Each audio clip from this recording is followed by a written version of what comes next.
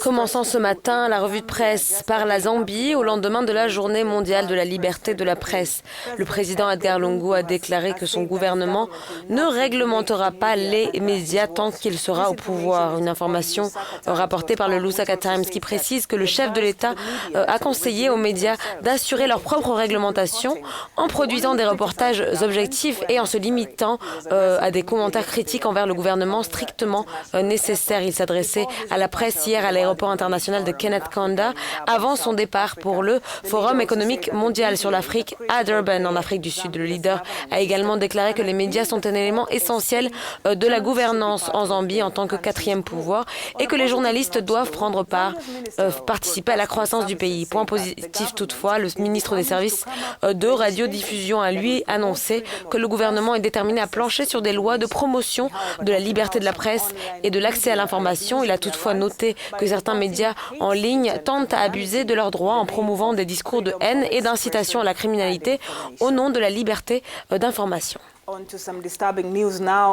Direction la Somalie à présent, où le ministre des Travaux publics et de la reconstruction a été abattu à Mogadiscio, la capitale, hier soir. Selon le site d'actualité Iran Online, Abbas Abdullahi Siraji a été tué par balle alors qu'il arrivait à la Villa Somalia. Des hommes armés ont donc commencé à tirer sur M. Siraji lorsque sa voiture s'est approchée du poste de contrôle menant au palais présidentiel. Quelques heures avant son assassinat, il avait lancé un projet de travaux publics appelé le Programme d'injection de capacité avec l'aide de la Banque africaine de développement et du Bureau des Nations unies pour les projets de services. Suite à son décès, le président somalien Farmajo a interrompu son séjour en Éthiopie pour assister aux funérailles d'État du ministre, le chef d'État qui a ordonné l'arrestation des tireurs alors que l'enquête se poursuit. Abbas Abdullahi Siraji était le plus jeune ministre somalien dans le gouvernement.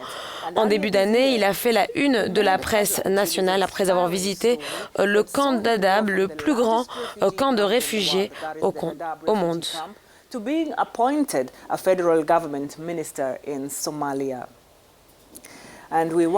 Et nous concluons cette revue de presse avec le Togo, où ici-lomé.com nous parle du prochain festival international de jazz.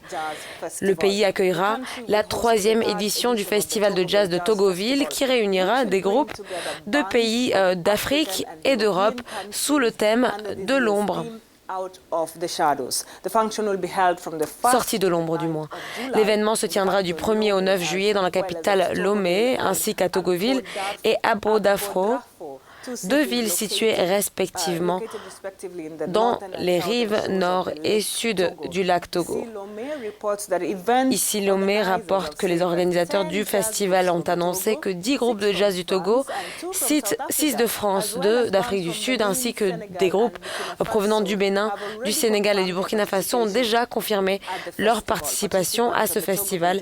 Les participants à l'édition 2017 du festival de jazz de Togoville pourront également participer à des conférences, des débats et des sessions de formation théorique et pratique de la profession. C'est tout pour la revue de presse.